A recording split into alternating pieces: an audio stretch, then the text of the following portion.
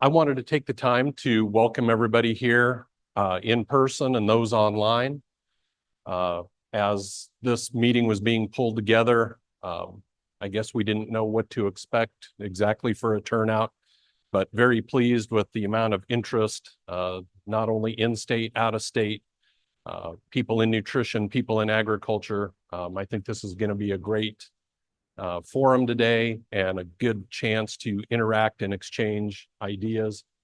As Dr. Gold mentioned, thinking creatively or thinking differently kind of reminds me of a story. I had a friend that was in the education business, was a principal at a middle school. And he tried to be creative and think of different ways to approach challenges or problems. And one of the problems they had, or a challenge they had, was at the time, some of the young ladies attending school there, they were just getting into makeup and lipstick and things like that. So they'd go into the bathroom, put their lipstick on, and they would kiss the mirror on the wall before they left, and it'd leave lip prints all over. It was really hard to clean up, took a lot of time, more time, more money, more effort to get that cleaned up. So we tried to think of a way to explain it so the kids would understand how difficult that was and maybe solve the problem. And so what they decided to do is bring the young people into the bathroom. The lip prints were all over the mirror. And they thought, well, if we show them how hard it is to clean and how much effort it is, maybe that will help with the problem. So the janitor comes up and he pulls out a big brush, puts it in the toilet, and scrubs the mirror. After that, they had no problem with cleaning the mirror.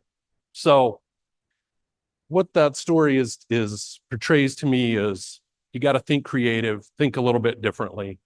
That's what Dr. Gold talked about. And then this also relates to our wheat board. I've got to give them a lot of credit that when this initial idea was brought to them, Dr. Catherine Frells was probably the first one to approach our board about it and explain it. And Dr. Frells is the University of Nebraska small grains breeder. But our wheat board has said for years, let's not look at wheat as a commodity. Let's look at it as a food ingredient.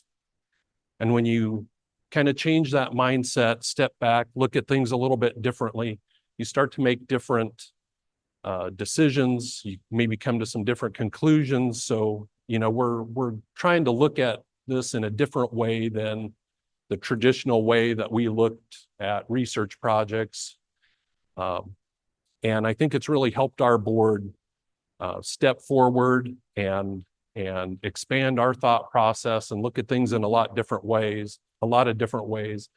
And then that brings us together with people that we maybe normally didn't work with in the past, and it opens a lot of doors and possibilities. So I really appreciate the board being that open-minded, and then basically it's led to our involvement with this particular project, and now here we all are, talking about the possibilities. So I appreciate you being here, being open-minded, willing to listen, willing to share, and I think we're going to have a good day. And before I close my comments, I get the pleasure of introducing Rod Wallace. Dr. Wallace is the president of the Foundation for Innovation in Healthy Food. He earned his PhD from Michigan. We'll let that one slide. He's played key roles in the planning and execution of billion-dollar corporate investments related to wheat, soy, corn, cocoa, and energy. His background includes leadership roles in strategic consulting, business development, and marketing on a global scale. He's a friend of Nebraska and the Nebraska Wheat Board. Rod focuses on developing nutritious foods which can increase the value of agriculture for this generation and the next. Help me welcome Dr. Rod Wallace.